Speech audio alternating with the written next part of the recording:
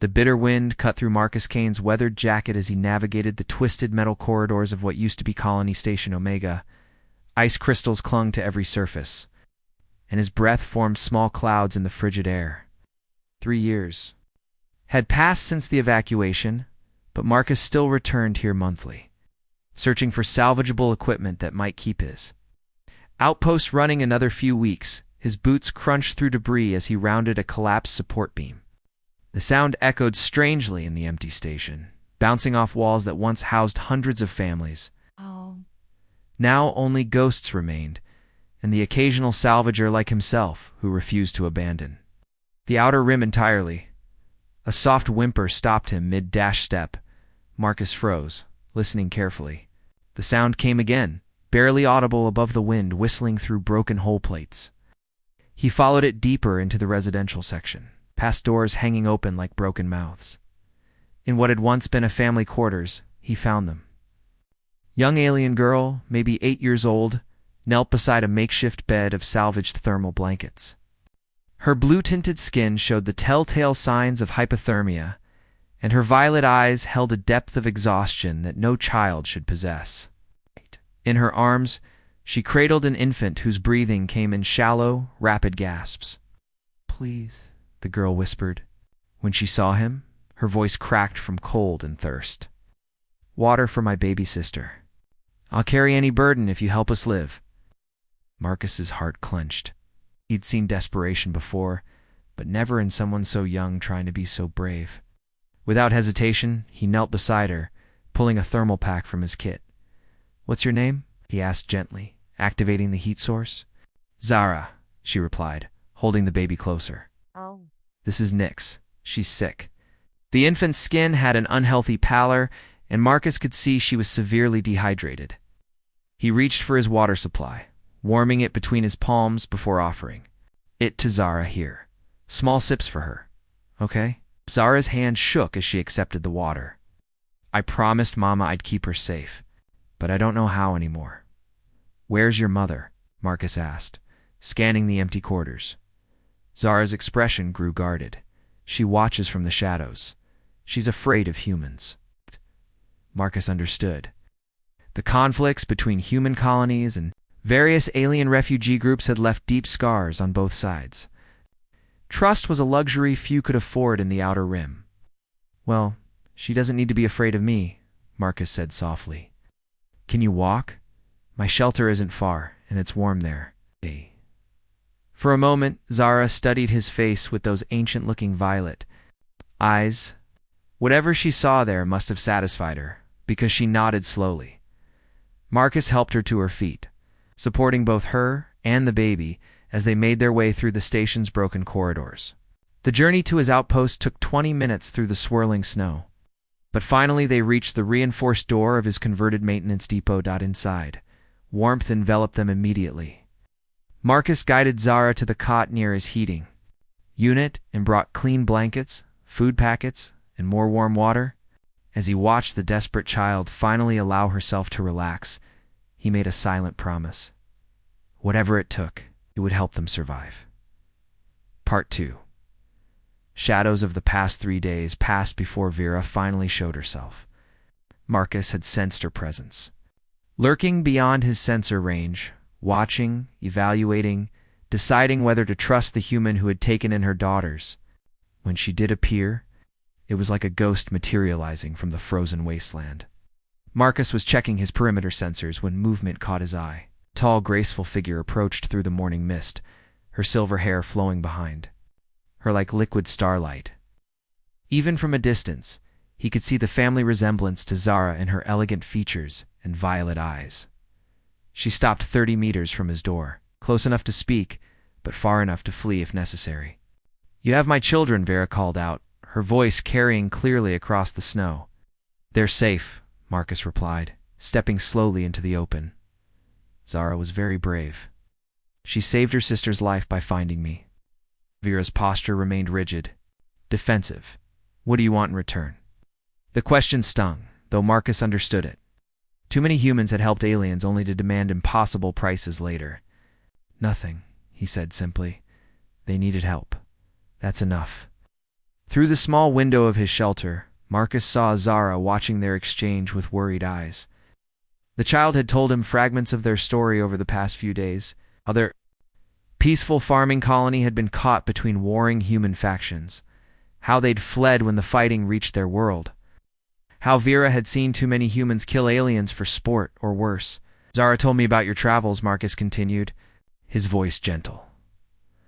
About what happened to your colony? I'm sorry you went through that. Something shifted in Vera's expression. The rigid defensive mask cracked slightly. You don't know what it's like, she said, her voice barely above a whisper.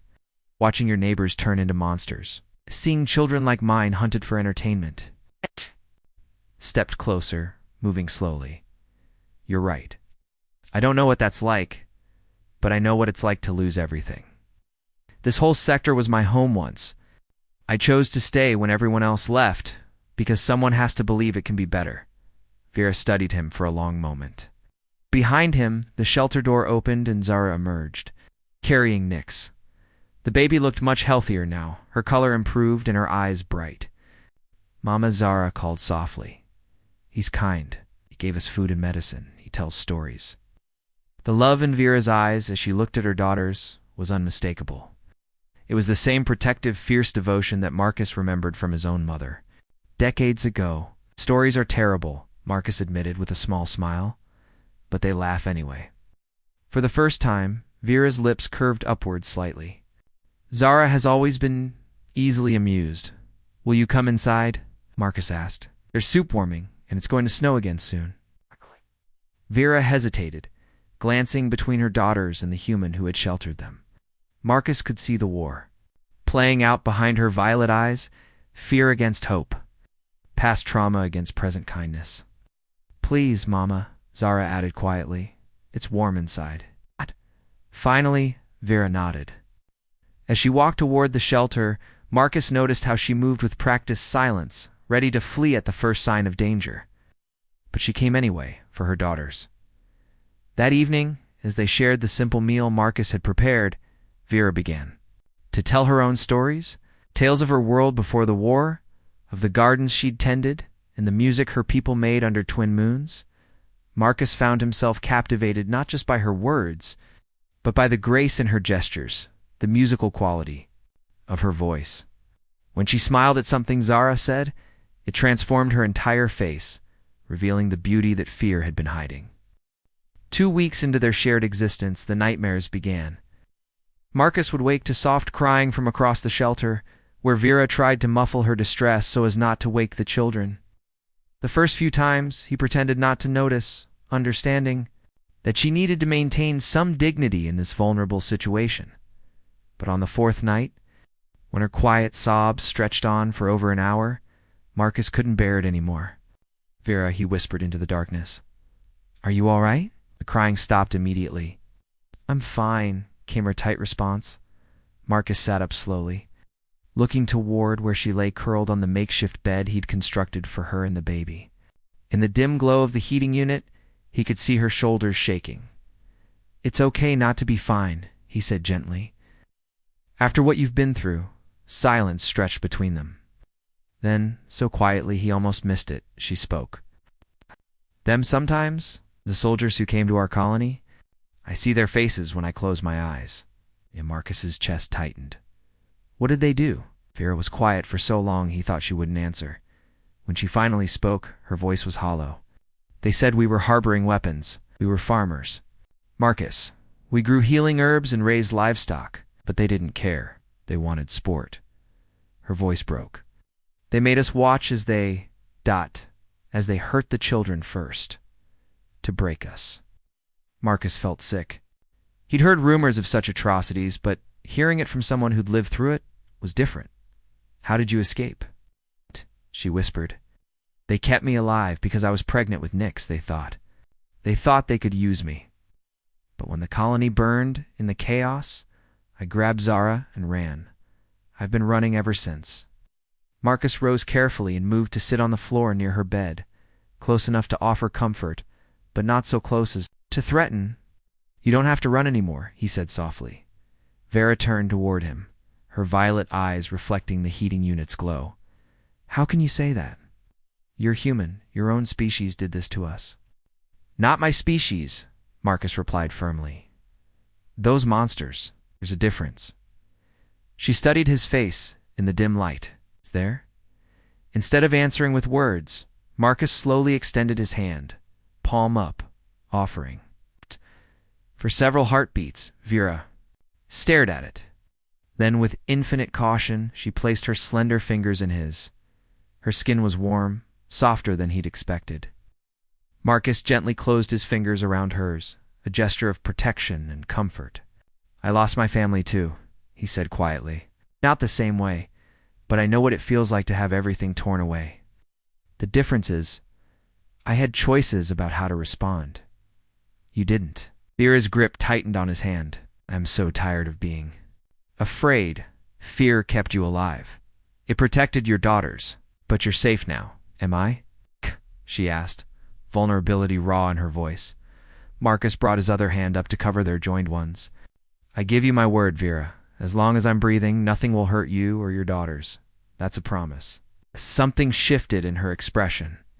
The constant wariness that had defined her features since her arrival began to soften. Why? She whispered. Why would you do this for us?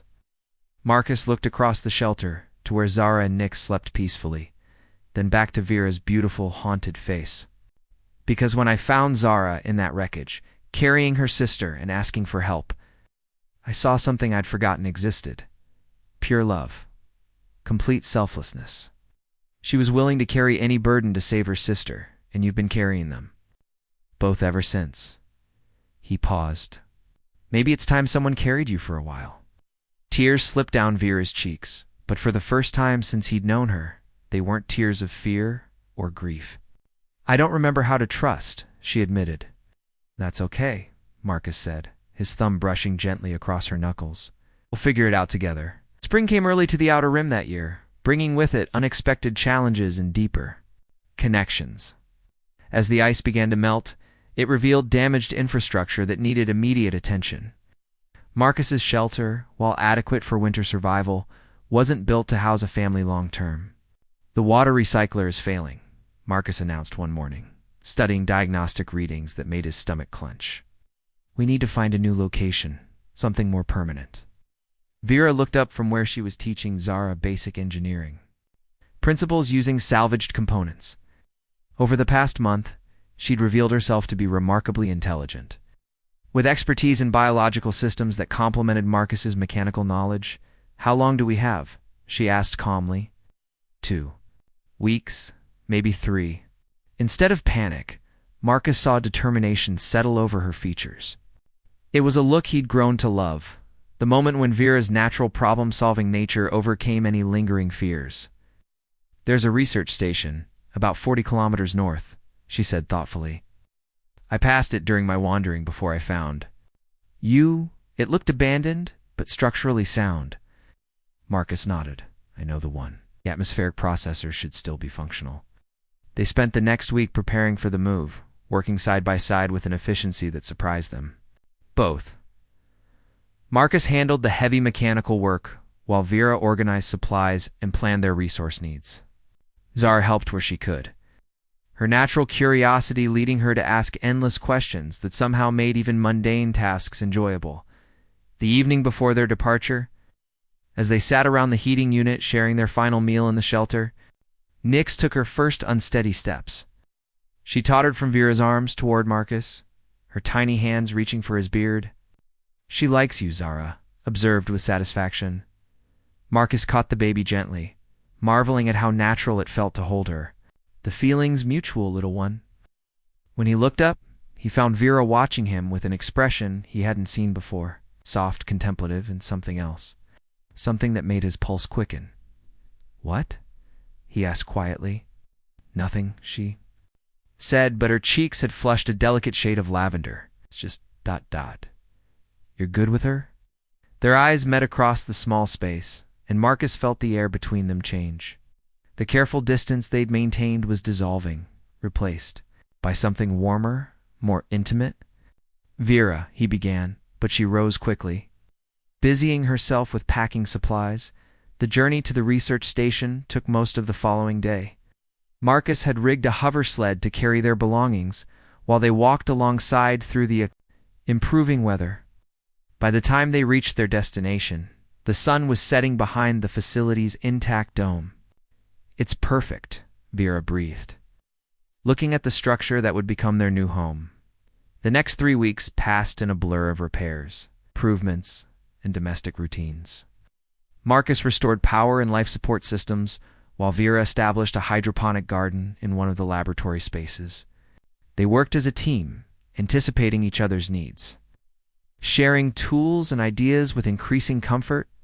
One evening, while Zara and Nick slept, Marcus found Vera on the observation deck, looking out at the stars.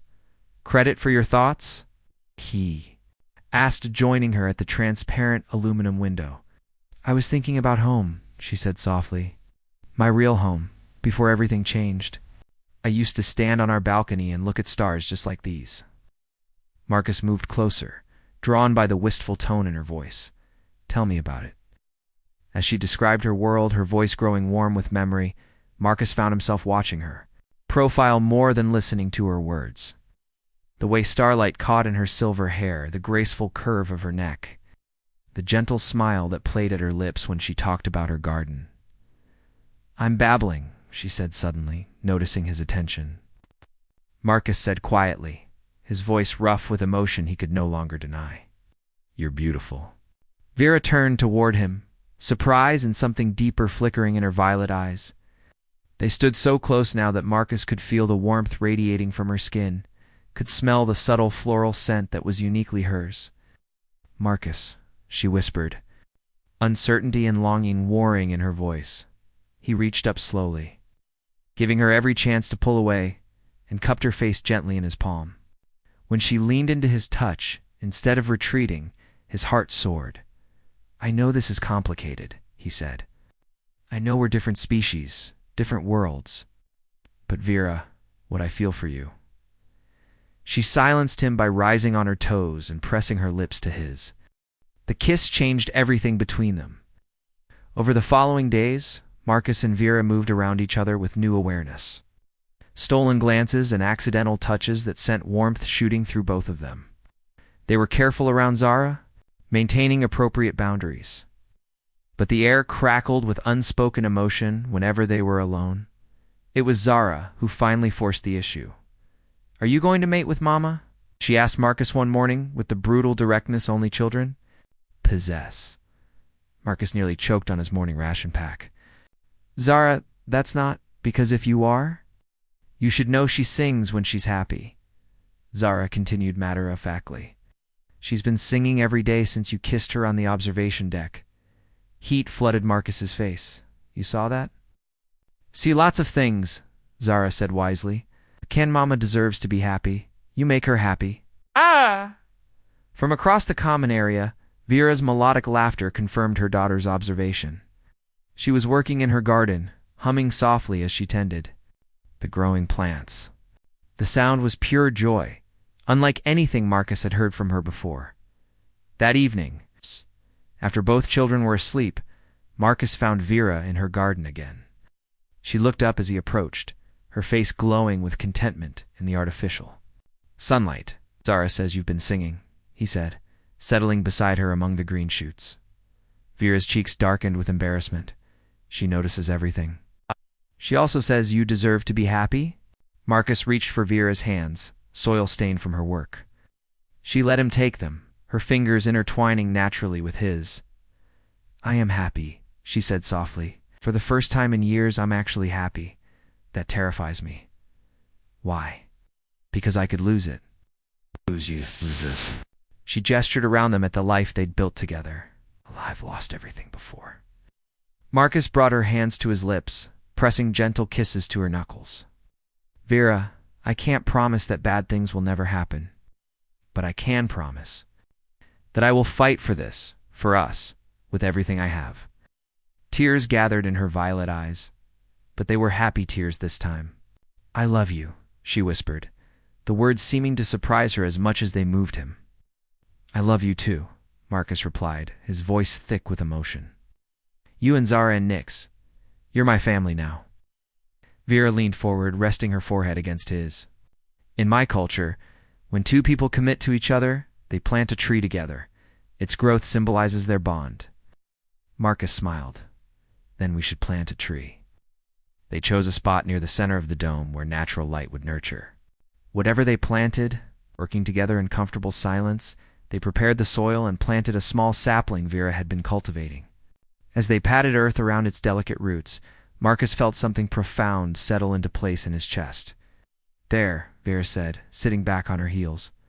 Now it's official. What's official? Zara's voice came from behind them. They turned, to find her standing in the doorway, holding Nix.